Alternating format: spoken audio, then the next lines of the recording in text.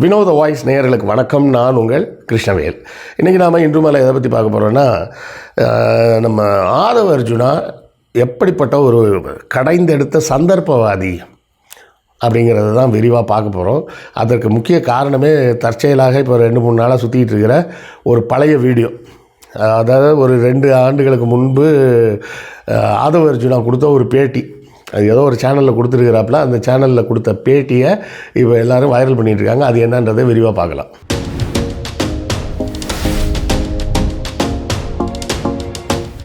இப்போ முன்னாள் அமைச்சர், முன்னாள் எம்எல்ஏ, அதிமுகவை சேர்ந்த செங்கோட்டையன் பாஜக தாவைக்கால சேர்ந்துருக்கிறாரு. எல்லாரும் நான் தான் கூட்டு வந்தேன்னு எல்லாரும் சொந்தம் கொண்டாடிக்கிட்டு இருக்கிறாங்க. அது ஆதவ அர்ஜுனா என்னுடைய முயற்சியில் தான் வந்தாருன்றாரு. இப்படி ஒவ்வொருத்தரும் நான் என்னுடைய முயற்சியில் தான் வந்தாங்க அப்படின்றாங்க. செங்கோட்டையன் கேட்டால் அவர் அது எல்லாத்துக்கும் மேலே இல்லை விஜய் தூய்மையான ஆட்சி கொடுப்பாருன்னு தான் வந்தேன் அப்படின்னு அவர் ஒரு பக்கம் சொல்லியிருக்கிறாரு. அதுக்கு எடப்பாடியாரும் கேட்டார் உடனே, அப்போ விஜய் தான் தூய்மையான ஆட்சி கொடுப்பாருன்னா எம்ஜிஆர் தூய்மையான ஆட்சி கொடுக்கலையா, ஜெயலலிதா தூய்மையான ஆட்சி கொடுக்கலையா, நான் கொடுக்கலையா அப்படின்லாம் அவர் ஒரு பக்கம். இப்படி எல்லாரும் ஒரு பக்கம் உருட்டுறாங்க. சரி, அந்த ஆதவ அர்ஜுனா வீடியோவில் அவர் என்ன தான் பேசியிருக்கிறார்? அப்போ அவர் திமுகவில் இருந்தவர்னு நினைக்கிறேன், இல்லை விசிகாவில் இருந்தாரான்னு தெரியல. அது எந்த காலகட்டம்ன்றது அந்த வீடியோ வச்சு முடிவு பண்ண முடியல.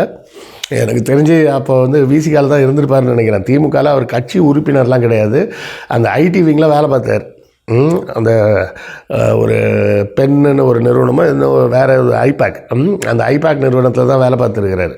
ஸோ திமுக கூட அவர் வேலை பார்த்த காலத்தில் இந்த வீடியோ வர்றதுக்கு வாய்ப்பு கிடையாது. ஏன்னா அவர் திமுகவில் ஒரு பிரமுகர்லாம் கிடையாது. அவர் ஐபேக்கில் மட்டும் வேலை பார்த்துருக்கார்.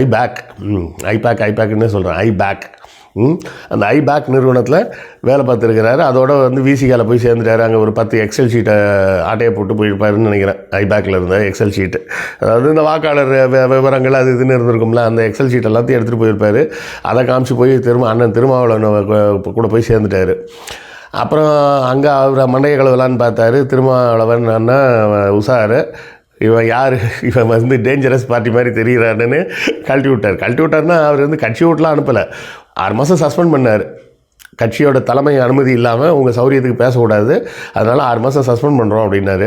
அப்போ இவர் நேர்மையான மனிதராக இருந்தால் என்ன பண்ணியிருக்கணும்? 6 மாதம் இருந்து, ஆமாம் நான் இதுக்கு மேலே ஒன்றும் தப்பாக செய்யலைங்க, என்னை மறுபடியும் சேர்த்துக்குங்கன்னு சொல்லியிருக்கணும். அதாவது அவர் முதலில் சொன்னது என்னதுன்னா, விஜய் போன்ற ஒருவரால் முதலமைச்சரெல்லாம் ஆகவே முடியாது அப்படின்னார். இந்த கருத்தை நானும் பலமுறை சொல்லியிருக்கிறேன். அதாவது விஜய் ஒரு நடிகராக அரசியலுக்கு வரலாமா கூடாதா அப்படின்னு நான் சொல்ல வரல.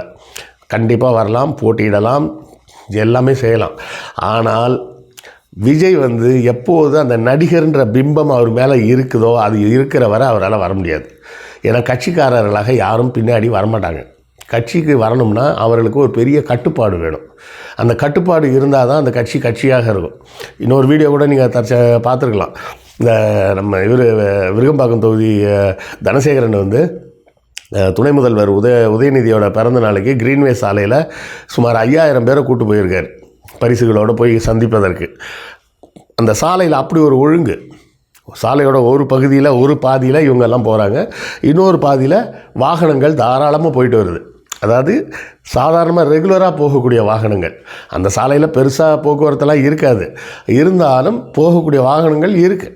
இந்த நம்ம அண்ணா சாலை அளவுக்கோ இல்லை மற்ற சாலைகளில் இருக்கக்கூடிய அளவுக்கு டிராஃபிக் அங்கே இருக்காது. கிரீன்வே சாலை கொஞ்சம் டிராஃபிக் குறைந்த பகுதி தான். ஏன்னா கிரீன்வே சாலையில் குடியிருப்பவர்கள்லாம் பெரும்பாலும் யாராக இருப்பாங்கன்னா மேல்தட்டு வர்க்கமாக இருப்பார்கள். அதாவது 2 பார்ட்டாக இருக்கும். இந்த பகுதியில் தனியார் வீடுகள் இருக்கும், இந்த பகுதியில் அரசு வீடுகள் எல்லாம் இருக்கும், பிடபிள்யூடி பில்டிங்ஸ் எல்லாமே. அந்த பிடபிள்யூ பில்டிங்ஸில் இருக்கிறவங்க பூராமே பார்த்திங்கன்னா சென்னை உயர்நீதிமன்றம், மற்ற நீதிமன்றங்களில் இருக்கக்கூடிய நீதி அரசர்களோட அரசாங்க விடுதி, கவர்மெண்ட் குவார்ட்டர்ஸு, ப்ளஸ் மந்திரிகளோட குவார்ட்டர்ஸு, இப்படி தான் எல்லாமே அங்கே இருக்கும் அந்த சைடில். ஸோ அங்கே பெரும்பாலும் பப்ளிக்குக்கு வேலை கிடையாது. ஏன்னா இந்த சைடில் இருக்கிறவங்களும் பார்த்திங்கன்னா எல்லாம் பெரிய பணக்காரங்களாக இருப்பாங்க. அவங்கெல்லாம் ஷாப்பிங்க்கு கூட, அதாவது வீட்டுக்கு தேவையான எசென்ஷியல் பொருளை வாங்குகிற ஷாப்பிங்கை கூட செய்கிறதுக்கு ஆள் வச்சுருப்பாங்க. ஸோ அவங்களும் வெளியே போவாங்கன்ற மாதிரி சொல்ல முடியாது. ஸோ கொஞ்சம் அமைதியான சாலை தான் இருந்தாலும், ஆனால் டிராஃபிக் இருக்கும். அப்படி இருக்கும்போது அந்த ஒரு ஒழுங்கு இருக்குது பார்த்திங்களா, அந்த ஒழுங்கு எப்போ வரும்னா, அந்த கட்சியை ஒரு ஒழுங்குக்கு உருவாக்கினா தான் முடியும். அந்த ஒழுங்கு எப்போ வரும் அப்படின்னு கேட்டிங்கன்னா, இவர் நடிகர்ன்ற மோகம் போய் இவர் நமக்கானவர் அப்படின்ற சிந்தனை வரும்போது தான் அவரை போய் பார்க்கணுன்னு யாரும் அடிச்சுக்கிட்டு போக மாட்டாங்க. இப்போ அண்ணா வர்றாருன்னு வச்சிங்களேன், அண்ணாவை மேடையில் பார்த்தே ஆகணுன்னெலாம் யாரும் வரமாட்டாங்க. கொஞ்சம் மேடை விட்டு தூரமாகவே ஸ்பீக்கர்லாம் கட்டியிருப்பாங்க, அங்கேயே நின்று கேட்பாங்க. ஏன்னா அண்ணாவை பார்ப்பதற்கோ கலைஞரை பார்ப்பதற்கோ வந்தவர்கள் கட்சிக்காரர்கள், அவர்களது பேச்சால் ஈர்க்கப்பட்டவர்கள். எம்ஜிஆரே எடுத்துக்கிட்டிங்கன்னா 1952 அவர் வந்து திமுகவில் வந்து சேர்ந்துட்டார். அதுக்கு முன்னாடி காங்கிரஸில் இருக்கிறாரு. 52 திமுகவில் சேர்ந்துட்டார். திமுகவில் சேர்ந்து அவர் திமுக காரராக அறியப்பட்ட காரணத்தினால் திமுக தொண்டர்கள் அவரோட பிரிஞ்சு போனாங்க. பிரிஞ்சு போகிறதுக்கு 1000 காரணம் இருக்கும். அவரோட போனால் புதுசாக பதவி கிடைக்கும். ஒரு கட்சியிலேருந்து இன்னொரு கட்சிக்கு போகிறாங்கனாலே எதுக்கு போவாங்க? புதிய பதவிகள் கிடைக்கும் அப்படி இப்படின்னு தான் போவாங்க. ஸோ அப்படி திமுகவிலிருந்து போனவர்கள் தான் அதிமுக தொண்டர்களும். அதிமுக தொண்டர்களாக இருந்தாலும் திமுக தொண்டர்களாக இருந்தாலும் எல்லோரும் அண்ணாவால் கலைஞரால் ஒழுங்குபடுத்தப்பட்டவர்கள். ஒரு இயக்கத்தில் எப்படி நடந்துக்கணும், அது பெரியார் காலத்துலேருந்தே அது உண்டுன்னு சொல்லுவாங்க. என்னென்னா, ஒரு கூட்டம் முடியும் போதே பெரியார் என்ன சொல்லுவாராம், சரிம்மா அவ்வளோதான் இன்றைக்கி பேச்சு முடிஞ்சது, பெண்கள் எல்லாரும் பிள்ளைங்களெல்லாம் கூட்டிகிட்டு வீட்டுக்கு கிளம்புங்க, நான் இந்த ஆம்பளைங்கள்ட்ட கொஞ்சம் பேசணும் அப்படிம்பாராம். இது வந்து எம்ஜிஆர் காலம் வரை தொடர்ந்துருக்கு. எதுக்குன்னா கூட்ட நெரிசலில் பெண்கள் மாட்டிக்கக்கூடாதுன்றதுக்காக பெண்களை முதல்ல போக சொல்லிடுறது. அப்புறம் பெண்கள் போனதுக்கப்புறம் ஆண்களை வேறு ஒன்றும் இல்லைப்பா, அவங்க கூட்ட நெரிசல் இல்லாமல் போட்டுன்றதுக்காக தான் அப்படி சொன்னேன் அப்படின்னு சொல்லி பெரியார் சொல்லுவாரும்பாங்க. அது இந்த பழக்கங்கள் வந்து எம்ஜிஆர் காலம் வரை இருந்தது. கரெக்டா? அதனால தான் அந்த இவ்வளோ கூட்டங்கள் நடத்தினாலும் எங்கேயும் எந்த நெரிசலும் எதுவுமே ஏற்பட்டதும் கிடையாது. இங்கே விஜய் வந்து அந்த வேலை செய்கிறது இல்லைல்ல, அவருக்கு இன்னும் நிறைய வரணுன்றாரு. அப்படி நிறைய வந்தால் கூட்ட நெரிசல் தான் ஏற்படும். அதெல்லாம் ஒழுங்குபடுத்த முடியாது. ஒரு ரசிகன் ஒரு நடிகன் பார்க்கக்கூடிய அந்த மனோபாவத்திலிருந்து ஒரு தொண்டன் ஒரு தலைவனை பார்க்கக்கூடிய இடத்துக்கு விஜய் நகரணும்னா அவர் தமிழ்நாடு முழுவதும் போய் பேசணும். ரோட் ஷோ நடத்தக்கூடாது. ரோட் ஷோ நடத்தினா வேடிக்கை பார்க்க தான் வருவாங்க. நேரில் போய் பேசணும்.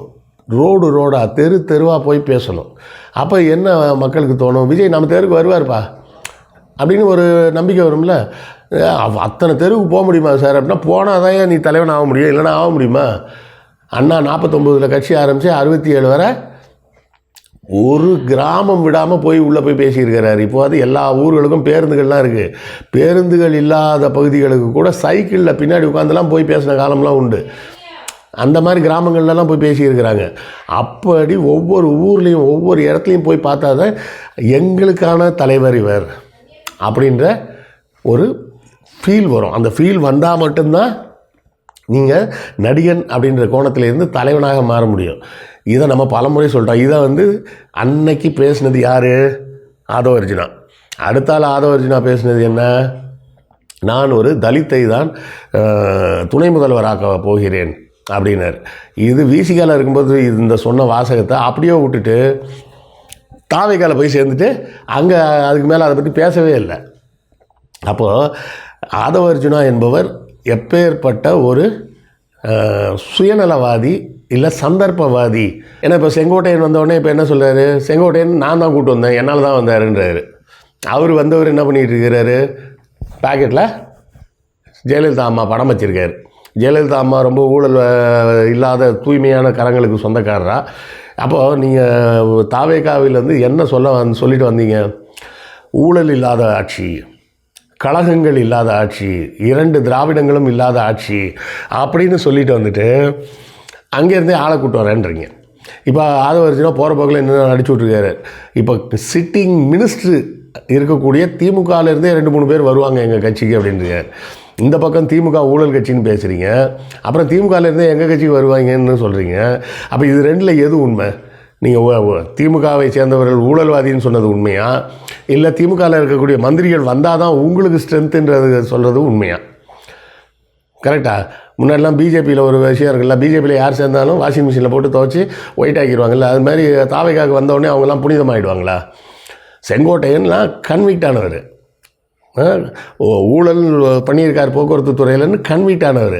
அடுத்தால வனத்துறையில் இருக்கும்போது வாசாத்தி கொடுமை, 18 பெண்கள் ஒரு சிறுமி உட்பட, அதை வந்து டோட்டலாக சோத்தில் பூசணிக்காவை மறைக்கிற மாதிரி மறைக்க தான் ட்ரை பண்ணாரே தவிர அதை பற்றி அவர் எதுவுமே பேசலை. கம்யூனிஸ்ட் தோழர்கள் இல்லைன்னா, நக்கீரன் போன்ற பத்திரிகைகள் இல்லைன்னா இந்த செய்திகளே வெளியவே வந்திருக்காது. அப்படி ஒரு விஷயத்தை எல்லாம் செஞ்சுட்டு இவரை வந்து இப்போ அதிமுகவுக்கு வந்தோடனே நல்லவராயிட்டாரா? அவருக்கு என்ன ஞானஸ்நானம் கொடுத்துட்டீங்களா? ஞானஸ்நானம் கொடுத்து அவர் தூய்மையானவராக மாற்றிட்டீங்களா? அப்போ செய்யக்கூடிய ஆதவர்ஜுனா செய்யக்கூடிய வேலைகள் பூராமே என்னவா இருக்குது? வெறும் சந்தர்ப்பவாதம். ஆதவர்ஜுனாவுக்கு கொடுக்கப்பட்டிருக்க அசைன்மெண்ட் அவங்க மாமனார் மூலமாக கொடுக்கப்பட்டது என்னென்னா ரொம்ப சிம்பிள். தமிழ்நாட்டில் லாட்ரி விற்பனைக்கு அனுமதி வாங்கணும், அவ்வளோதான் வேலையே. அந்த அனுமதி வந்துருச்சுன்னா அவர் வேலை முடிஞ்சது, அவர் பாட்டு கிளம்பி போயிடுவார். இது தெரியாமல் விஜய் வந்து அவசரப்பட்டு உள்ளே குதிச்சுட்டாப்பில் குதிச்சு என்னெல்லாமோ நடக்குதுன்னு நினச்சிட்டு இருக்கிறாரு. இப்போ ஏற்கனவே தொண்டர்கள் மத்தியில் சலசலப்பு. இப்போ இந்த மாதிரி ஆட்கள்லாம் புதுசாக வரும்போது அவர்களுக்கு இன்னும் முக்கியத்துவம் கொடுக்கப்படும் போது என்ன நடக்கும்? விஜய் ரசிகர்கள் மேலும் சோர்வடையத்தான் செய்வார்கள். செங்கோட்டையனின் வரவால் தாவேக்காவுக்கு லேசாக ஏதோ கொஞ்சம் பெனிஃபிட் இருந்தாலும் அந்த கொங்கு பகுதியில் இருக்கக்கூடிய விஜய் ரசிகர்கள் சோர்வடையத்தான் செய்வாங்க அப்படிங்கிறது என்னுடைய பார்வை. உங்களுடைய பார்வை என்னன்றதை கமெண்ட்டில் சொல்லுங்கள், நானும் தெரிஞ்சுக்கிறேன். அடுத்த காணொளியில் சந்திப்போம். நன்றி, வணக்கம்.